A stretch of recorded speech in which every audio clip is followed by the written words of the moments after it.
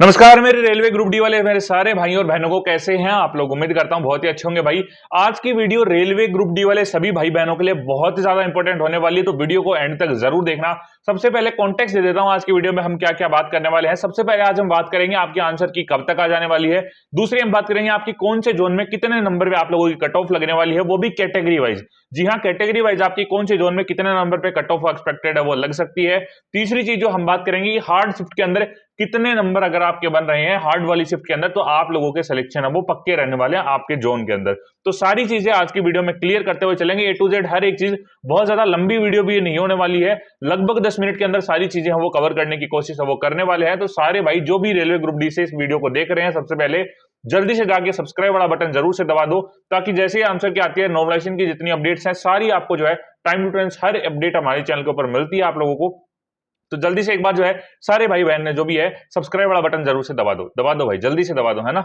यहाँ पे सब्सक्राइब का बटन आ रहा होगा, जल्दी से दबा देना, बेल नोटिफिकेशन ऑन कर लेना। साथ में एक चीज और, अपने टेलीग्राम चैनल को जरूर से ज्वाइन कर लेना, ताकि जैसी आंसर की आती है फिर रिजल्ट आता है कुछ भी आता है तो आप लोगों को सबसे पहले अपडेट मिलती है और डायरेक्ट लिंक भी अपने टेलीग्राम चैनल से मिलता है। और किसी तरीके से अगर आपको कोई डाउट भी होता है आप हमें पर्सनली भी मैसेज कर सकते हो टेलीग्राम चैनल के ऊपर। तो नीचे कमेंट सेक्शन में टेलीग्राम चैनल का लिंक है वो जरूर से ज्वाइन कर लेना। साथ ही में अपना स्कोर है वो कमेंट सेक्शन में जरूर लिखना आप लोगों को। सबसे पहले अपना जोन लिखना, उसके बाद में अपना स्कोर लिखना, उसके बाद में अपनी कैटेगरी लिखना, उसके बाद में मेल या फीमेल। मैं हर एक भाई का रिप्लाई देने की पूरी कोशिश है वो अपनी तरफ से करने वाला हूं।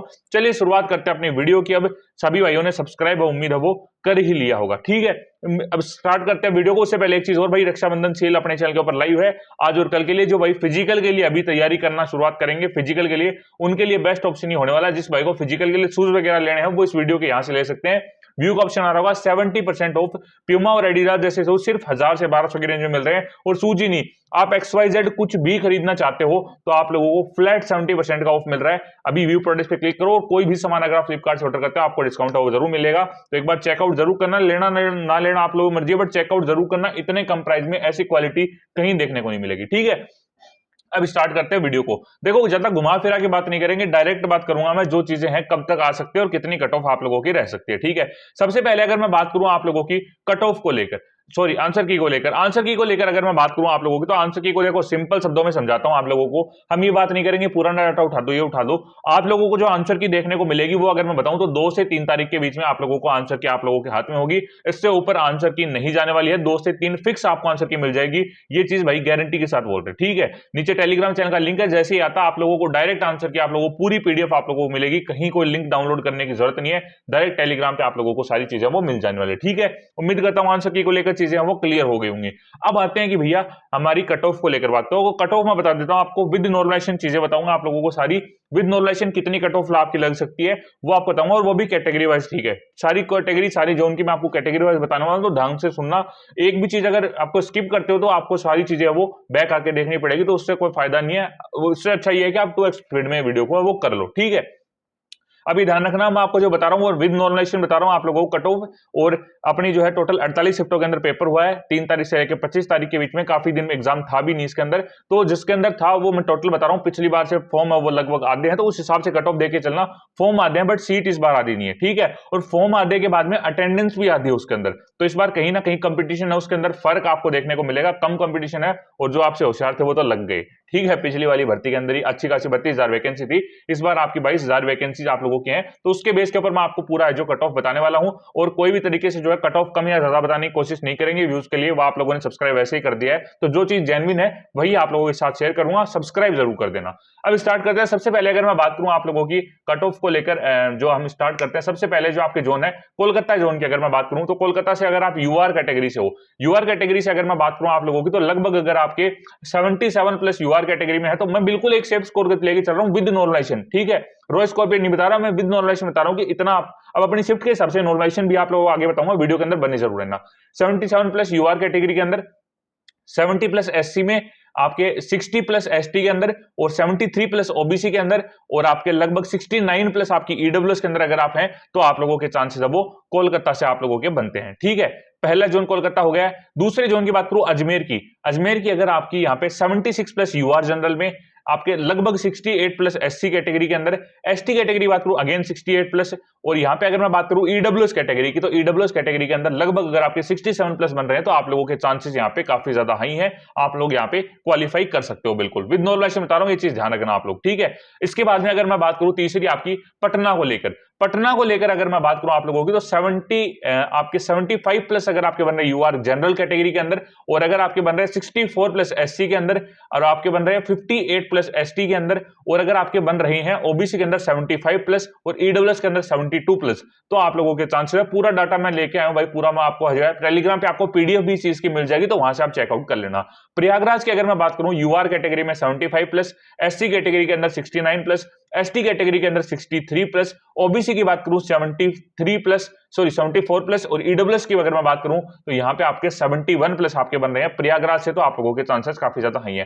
उसके बाद बात करूं आपकी चेन्नई की अगर मैं बात करूं आप लोगों की, तो अगर आपकी चेन्नई के अंदर 75 प्लस जनरल के अंदर, आपके लगभग 67 प्लस एससी के अंदर, आपके लगभग 60 प्लस आपके एसटी के अंदर, और अगर मैं बात करूं ओबीसी की तो यहां पे 73 प्लस, और अगर बात करूं ईडब्ल्यूएस की तो 68 प्लस नंबर अगर आपके स्कोर कर रहे हैं आप लोग, तो यहां पे आप लोगों के चांसेस काफी ज्यादा हाई हैं। उसके बाद में अगर मैं बात करूं आप लोगों की, चेन्नई की हमने कंप्लीट कर लिया, मुंबई की, चलिए मुंबई की अगर मैं बात करूं आप लोगों की, तो मुंबई के अंदर लगभग 74 प्लस अगर आपके यूआर जनरल कैटेगरी के अंदर, और अगर मैं बात करूं उसके बाद में 68 प्लस आपकी एससी के अंदर, और अगर मैं बात करूं 62 प्लस एसटी कैटेगरी के अंदर, और 73 प्लस अगर आपके ओबीसी के अंदर, और 72 प्लस आपके ईडब्ल्यूएस के अंदर है, तो मुंबई के अंदर आप लोग सेफ कैटेगरी के अंदर हो, ठीक है। उसके बाद बात आती है भोपाल की, भोपाल की अगर मैं बात करूं तो यहां पे अगेन आपके 73 प्लस जनरल कैटेगरी के अंदर, 70 प्लस एससी कैटेगरी के अंदर, 64 प्लस आपके एसटी कैटेगरी के अंदर, 74 प्लस आपकी ओबीसी कैटेगरी के अंदर, और ईडब्ल्यूएस के अंदर बात करूं तो आप लोगों की 72 प्लस आप लोगों के बन रहे हैं, तो आप लोगों के स्कोर काफी ज्यादा अच्छे हैं, ठीक है। भोपाल की बात होगी। इसके बाद बात करूं गुवाहाटी की अगर मैं बात करूं आपकी, तो अगेन आपके जो है गुवाहाटी के अंदर अगर आपके यहाँ पे 73 प्लस या 74 प्लस यूआर कैटेगरी के अंदर, उसके बाद में मैं बात करूं आपकी 70 प्लस आपके एससी कैटेगरी के अंदर, उसके बाद में अगर मैं बात करूं आप लोगों की जो एसटी कैटेगरी की, तो एसटी कैटेगरी में 63 प्लस, ओबीसी की बात करूं 73 प्लस, और ईडब्ल्यूएस की अगर मैं बात करूं तो 71 प्लस आप स्कोर कर रहे हैं, तो आप लोगों के चांसेस गुवाहाटी के अंदर बहुत ज्यादा अच्छे बनते हैं। उसके बाद बात करूं सेकुंदराबाद की, सेकुंदराबाद के अंदर अगर आपके 73 प्लस यूआर जनरल कैटेगरी के अंदर, और उसके बाद में एससी की अगर मैं बात करूं आप लोगों की तो लगभग 65 प्लस, एसटी की अगर मैं बात करूं आप लोगों की तो लगभग 62 प्लस, और ओबीसी की बात करूं 73 प्लस, और ईडब्ल्यूएस की मैं बात के बाद में अगर मैं बात करूं आपकी सेकुंदराबाद ईडब्ल्यूएस के अंदर, तो ईडब्ल्यूएस के अंदर अगर आपके 66 प्लस आपने स्कोर किया है ईडब्ल्यूएस के अंदर, तो आप लोगों के सेकुंदराबाद के अंदर चांसेस काफी ज्यादा हाई हैं। उसके बाद बात करूं आपके भुवनेश्वर की अगर मैं बात करूं 73 प्लस जनरल कैटेगरी के अंदर, 64 प्लस आपकी एससी कैटेगरी के अंदर, एसटी कैटेगरी के अंदर बात करूं तो लगभग 55 प्लस, और 72 प्लस आपकी ओबीसी कैटेगरी के अंदर, और अगर आपके 67 प्लस ईडब्ल्यूएस कैटेगरी के अंदर बन रहे हैं, तो भुवनेश्वर के अंदर आप लोगों के चांसेस है वो काफी ज्यादा हाई है। उसके बाद बात करूं आपकी जगह है भुवनेश्वर के अंदर, बाद में बात करूं आप लोगों की, एक सेकंड, गोरखपुर की अगर मैं बात करूं 73 प्लस जनरल कैटेगरी के अंदर, उसके बाद में अगर मैं बात करूं आप लोगों की जो है 65 प्लस आपकी एससी कैटेगरी के अंदर, और अगर आपकी बात करूं 59 प्लस एसटी कैटेगरी के अंदर, 72 प्लस ओबीसी कैटेगरी के अंदर, और यहां पे अगर आपके 67 प्लस अगर आपके ईडब्ल्यूएस कैटेगरी के अंदर बन रहे, सेम है। यहां पे भुवनेश्वर और गोरखपुर में बहुत ज्यादा फर्क आप लोगों को देखने को वो नहीं मिलने वाला, ठीक है। उसके बाद में जो है हम बात करेंगे आगे, एक मिनट, थोड़ा सा जो डाटा आप लोगों का वो लोड होने में थोड़ा सा टाइम है वो ले रहा है भाई, एक सेकंड, थोड़ा सा, एक मिनट देना भाई मेरे को, थोड़ा सा देखो, जो डाटा है वो मैंने एक्सेल सीट पे डाला है, बट ये जो डाटा है वो थोड़ा सा आपको मिसमैच हो रहा है भाई, एक सेकंड देना भाई मुझे, बस एक सेकंड, ओनली एक सेकंड अगर मैं मांगूंगा।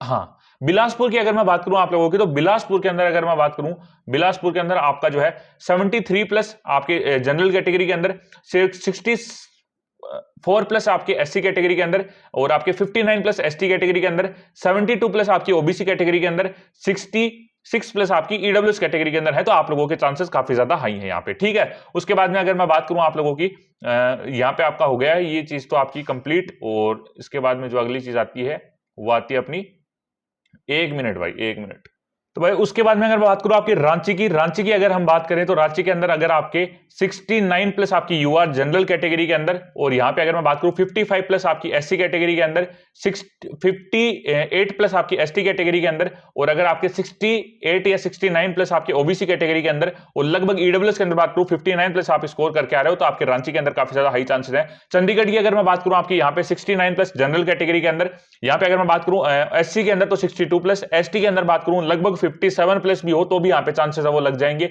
ओबीसी की अगर मैं बात करूं आप लोगों की, तो ओबीसी के अंदर लगभग अगर आप 67 प्लस है तो भी आपके स्कोर काफी अच्छे हैं। 63 प्लस ईडब्ल्यूएस के अंदर हो तो भी चंडीगढ़ के अंदर कोई दिक्कत वाली बात है वो नहीं है। अहमदाबाद की अगर मैं बात करूं आप लोगों की, तो अहमदाबाद के अंदर लगभग अगर आपके यहाँ पे 60 लगभग अगर मैं बात करूं 69 प्लस अगर आप स्कोर कर रहे हैं यूआर जनरल कैटेगरी के अंदर, और अगर एससी के अंदर बात करूं तो 63 प्लस 59 प्लस आपके एसटी कैटेगरी के अंदर, और 68 प्लस आपकी ओबीसी कैटेगरी के अंदर, और लगभग 64 प्लस आप ईडब्ल्यूएस के अंदर स्कोर कर रहे हो, तो आप लोगों के चांसेस है वो काफी ज्यादा हाई रहने वाले हैं। ठीक है, उसके बाद में भाई बेंगलुरु बच गई शायद आपकी, बेंगलुरु है वो, हाँ बेंगलुरु बच गई। तो यहाँ पे अगर मैं बात करूं 67 प्लस आपकी यूआर, मुझे कैसे लग रहा है यार ये मिसमैच हो गया।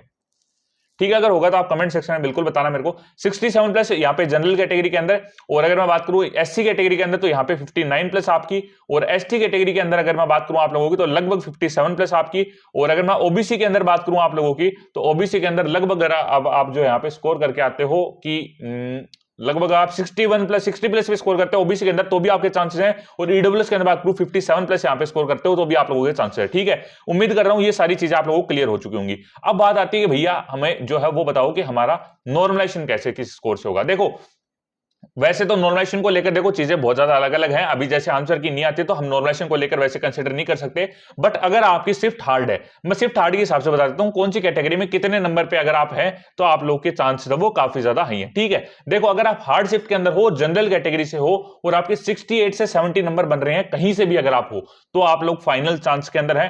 हार्डेस्ट कैटेगरी है, जनरल के अंदर हो 68 से 70 बन रहे हैं हार्ड पेपर के अंदर, तो आप लोगों के चांसेस हैं। ओबीसी की बात करूं 66 से 68 हार्ड शिफ्ट के अंदर बना के आ रहे हो, किसी भी स्टेट जोन से हो आप, सभी के अंदर आपके चांसेस हैं। एससी की बात करूं 62 से 66 के बीच किसी भी जोन से बना के आते हो, आप लोगों के चांसेस भरपूर है। एसटी की बात करूं आप लोगों की तो लगभग 57 से 62 के बीच में किसी भी हार्ड शिफ्ट के अंदर हो, किसी भी जोन से हो तो सिलेक्शन के चांसेस है। ईडब्ल्यूएस की बात करूं 66 से 68 किसी भी हार्ड शिफ्ट के अंदर बना के आए हो तो भी चांस है वो काफी ज्यादा हाई है।